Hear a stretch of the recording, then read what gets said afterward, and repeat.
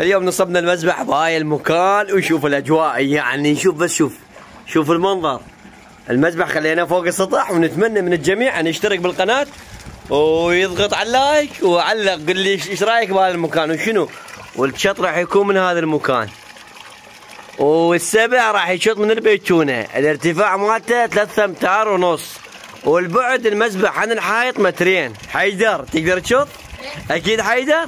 بس شوف الاجواء، حيدر تخبر بالقرآن الكريم فرد مكان، هذا مكان رهيب هنا. بس باوع له شلون اطلاع بيه اويلي. وهنا جايب راح اخلي ديوان قنبات هنا، وهنا نقعد نذبح، نجي نقعد هنا. يا بعد قلبي حياة كفيلك الله. القعده فوق السطح ويا المذبح حياة. واللي يعرف كم كرة يترس هاي المذبح إله هدية من عندي.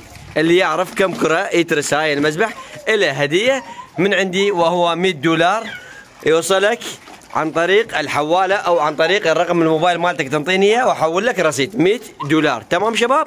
كم كرة يترس هاي المذبح؟ اللي موجود بالمذبح حاليا 250 كرة بداخل هاي المذبح. هذا كم كرة يترس هذا المذبح. وتحياتي لكم، والكل يشترك بالقناة. هاي قناتنا الثاني الرسمي، قناة الثاني. هذا القناة الأولى واصل 111,000 مشترك، وهاي قناتي الثاني احتياطا. تمام شباب؟ والكل يشترك ويسوي لنا مشاركة الفيديو.